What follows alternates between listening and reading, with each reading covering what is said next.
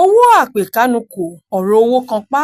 Owó ló dájà sílẹ̀ níbi tí ọ̀pọ̀lọpọ̀ ti dèrò ilé ìwòsàn, tí àwọn àìmọye ọ̀kẹ́ ẹgbẹẹgbẹ̀rún owó àti àwọn dúkìá tòun ọjà àti ilé ìtajà tó lé ní 20 di èyí tó jóná gbúgbúrú di eérú nítorí owó. Ìpínlẹ̀ Èkó ní agbègbè ilé epo níjọba ìbílẹ̀ Àlímọ̀ṣọ́ ní ọ̀pọ̀ dúkìá olówó iyebíye àti àwọn ọjà tó fi mọ́ àwọn ọjà tó wà nínú ọkọ̀ lórí òró tí wọ́n dáná sun ti bàjẹ́.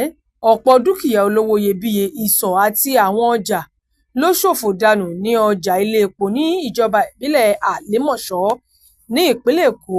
Ohun tó ṣokùnfà ìjà ọ̀hún kò ṣẹ̀yìn àríyànjiyàn ọ̀rọ̀ lórí owó òṣòwò láàrin òǹtajà kan tó jẹ́ ẹ̀yà Haúsá àti ẹnìkan tó ní ilé ìtajà níbi tó ti ń ta tẹ́tẹ́. Haúsá yìí tóun náà ń tajà nínú ọjà ilé epo.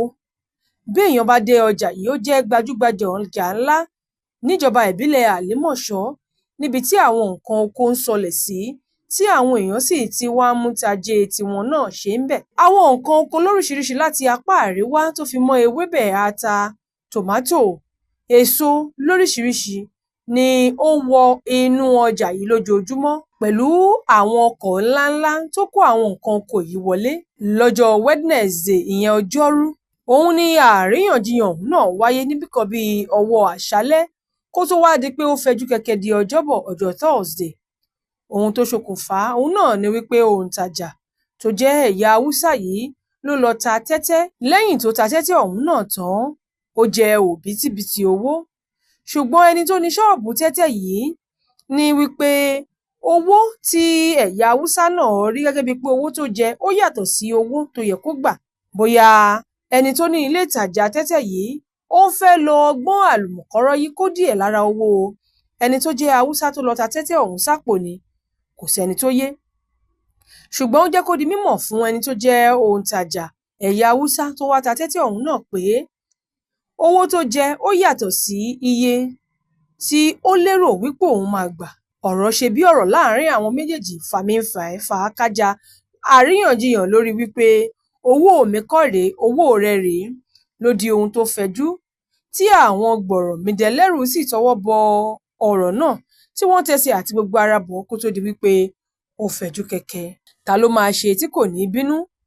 Owó ni gbòǹgbò ẹ̀ṣẹ̀, nítorí wípé owó ló ń sọ ẹ̀gbọ́n dàbúrò, aṣọ aṣiwèrè dọlọ́gbọ́n láàrin àwọn. Ọ̀rọ̀ owó yìí ló fa wàhálà tó fi di wípé àwọn ọmọ ìṣọ̀tá gba ọ̀rọ̀ náà bí ẹni gbàgbà ọtí, tí wọ́n sì bẹ̀rẹ̀ sí máa dáná sun àwọn ilé ìtajà tó wà nínú ọjà yìí.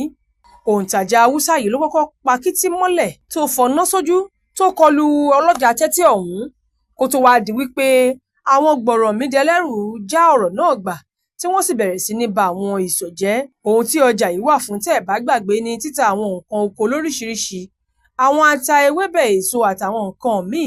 Púpọ̀ nínú àwọn olùtajà ní ìpínlẹ̀ Èkó sì máa ń lọ sí ọjà yìí láti lọ ra àwọn nǹkan oko lọ́pọ̀ yanturu káwọn náà lè tuta. Ìwádìí jẹ́ kó di mímọ̀ wípé àwọn ọmọ ìṣọ̀tá tí wọ́n gọ sẹ́yìn ọ̀rọ̀ náà láti hùwà láabi yìí yàtọ̀ sí àwọn ọmọ ìṣọ̀tá náà. Àwọn kan tí wọ́n tún jẹ́ ọmọ gànfẹ́ táwọn náà ń dunnú nínú rúgúdù ọ̀hún tó ṣẹlẹ̀ ni wọ́n wà lára díẹ̀ lára àwọn tó ṣokùnfà wàhálà lásìkò tí wọ́n fẹ̀hónú hàn fún fífòpin sí ọlọ́pàá SARS lórílẹ̀‐èdè Nàìjíríà. Akẹ́yìnjẹ kò mọ̀ pé ìdí ń ro ẹdìyẹ. Àwọn ọlọ́jà tí wọ́n ní ọjà láwọn ọjà yìí tí wọ́n ní ìsọ̀ àti àwọn ọjà wọn tó ṣẹ̀ṣẹ̀ wọlé, gbogbo ẹ̀ pátá ló jóná di eérú. Ṣùgbọ́n sí ìdùnnú àwọn tí wọ́n jẹ́ ọmọ gànfẹ́ tí wọ́n ń fa wàhálà ọ̀hún ni ọ̀pọ̀lọpọ̀ ọjà tó wọlé sínú ọjà náà, léyìí tó jẹ́ pé àwọn ọkọ̀ míì ò tiẹ̀ tí ì já sílẹ̀, ni wọ́n dáná sun lóòró tó ń ti àwọn nǹkan èrè oko tó wà nínú ẹ̀ tí wọ́n gbé wá láti wá tà lọ́jà náà. Yàtọ̀ sí èyí, àwọn ọmọ gànfẹ́ náà tún lo àǹfààní làásìgbò náà láti fi já ìsọ̀ àwọn èèyàn tí wọ́n sì jí àwọn ọjà kó. Ìjà yìí ló ti bẹ̀rẹ̀ láti ọjọ́ 3 sẹ́yìn, ṣùgbọ́n tó ń fẹjú sí i lójoojúmọ́. Kódà gbogbo ìgbìyànjú iléeṣẹ́ panápaná láti bomi pa àwọn iná èyí tí wọ́n sọ sí àwọn ìsọ̀ yìí ló já sí pàbó. Ọ̀rọ̀ ọ̀hún wá kúrò láàrin ọ̀rọ̀ tó ní ṣe pẹ̀lú àwọn méjì nìkan àti àwọn ọmọ gànfẹ́, ó di ọ̀rọ̀ ìjà láàrin ẹ̀yà méjì ìyẹn ẹ̀yà Haúsá àti ẹ̀yà Yorùbá. Àwọn iléeṣẹ́ panápaná tí wọ́n pè láti wá bomi pa iná tó ń jó àwọn ìsọ̀ yìí ní àwọn ọmọ gànfẹ́ yìí ò fún láyè látàrí bí wọ́n ṣe rọ̀jò òkò fáwọn panápaná àti àwọn iléeṣẹ́ ọlọ́pàá tó wá láti pẹ̀tù sí aáwọ̀ yìí, tọ́rọ̀ yìí wá di ọ̀rọ̀ ẹni orí yọ ó dilé. Bẹ́yìn náà ṣe ń wò ó gẹ́gẹ́ bó ṣe ń ṣẹlẹ̀ nínú àwọn fídíò tá à ń fi wọ̀nyí yìí, bẹ́ẹ̀ gan ló ṣe rí. Ní bá a ṣe ń ka ìròyìn yìí tá a sì ń kó jọ, gbogbo àwọn ilé ìtajà ló wà ní títìpa nínú ọjà yìí léyìí tí wọ́n ti run wọ́n pẹ̀lú iná, tí àwọn agbófinró sì ń pàráàrò ní agbègbè náà láti rí wípé wọ́n dá àlàáfíà padà sínú ọjà yìí. Ó ṣeni láàánú pé ìṣẹ̀lẹ̀ yìí ló ṣeé ṣe kó tún fi kún ìnira àti ọ̀wọ́ngógó tó ti wà nílẹ̀ tẹ́lẹ̀ lórílẹ̀-èdè yìí, nítorí pé gbogbo àwọn ewébẹ̀ àti nǹkan tẹnu ń jẹ tí wọ́n gbé wá láti apá àríwá láti wá tà ni wọ́n ti finá run tí gbogbo ẹ̀ ti ṣòfò dànù. Ṣùgbọ́n ní báyìí ó jọ pé ohun gbogbo ti ń padà bọ̀ sípò díẹ̀díẹ̀, ìyẹn àlàáfíà ti ń dé bá ọjà yìí ní díẹ̀díẹ̀. Ẹ farabalẹ̀ kẹ́ wo gbogbo àwọn bí nǹkan ṣe rí nínú ọjà yìí àti ọ̀kẹ́ àìmọye olówó iyebíye ọjà, ewébẹ̀, ata àti àwọn nǹkan míì pẹ̀lú ogunlọ́gọ̀ àwọn ìsọ̀ tó jóná di eérú léyìí tí àwọn ọmọ gànfẹ́ yìí tí wọ́n bàjẹ́. Ìbínú tẹ́ ẹ rí yẹn kò mọ̀ pé olówó òun kò lẹ́sẹ̀ ńlẹ̀. Gbogbo àwọn tí wọ́n jẹ́ ẹ̀yà Yorùbá nínú ọjà yìí ti ké sí ìjọba láti wá nǹkan ṣe sọ́rọ̀ àwọn Haúsá tí wọ́n ti gba ọjà yìí. Wọ́n ní èyí kì í ṣe ìgbà àkọ́kọ́ tí ìjà máa wáyé láàárín ẹ̀yà Yorùbá àti ẹ̀yà Haúsá, tó jẹ́ pé níṣe ni àwọn ẹ̀yà Haúsá yìí tó bá ti ní gbólóhùn kékeré kan wọ́n á bẹ̀rẹ̀ ìjà láti máa fi ẹ̀mí àwọn èèyàn wéwu. Wọ́n rọ ìjọba láti gbé ìgbésẹ̀ ní kíákíá kí àwọn ẹ̀yà tí wọ́n ń tajà nínú ọjà yìí lè máa gbé pọ̀ lálàáfíà láì ní ìkùnsínú. MDT Clearing Freight and Logistics, iṣẹ́ wọn dára, wọ́n ta sánsán, wọ́n kárí ayé.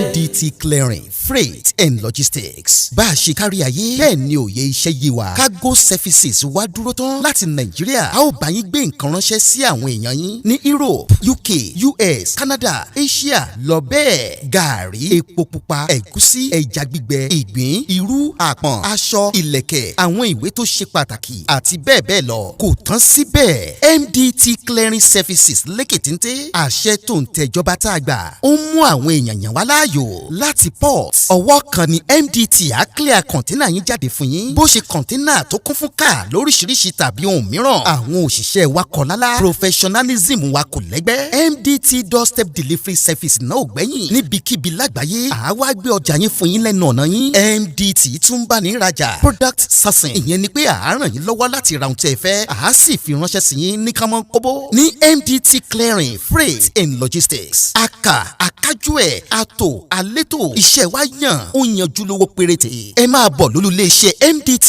ní nọ́mbà 22 Latif Salami Street, Ajao Estate, Ìkẹjà, Lagos. A sì tún ní ẹ̀ka káàkiri orílẹ̀-èdè Nàìjíríà. Ẹ bá wa sọ̀rọ̀ 0818-231-1480 àti 0912-907-4004. Bákan náà, ilé iṣẹ́ MDT lókè òkun wà ní Toronto, Canada. Please call +1647-289-5364. Website www.mdtfreights.com. MDT Clearing, Freight and Logistics. Assure delivery.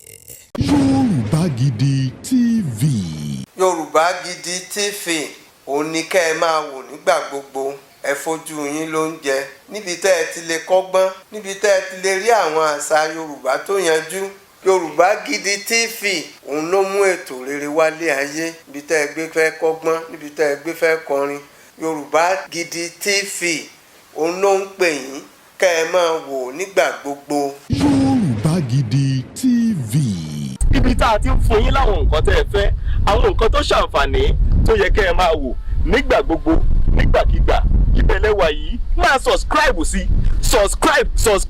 tẹ subscribe sí. Yorùbá Gidi TV.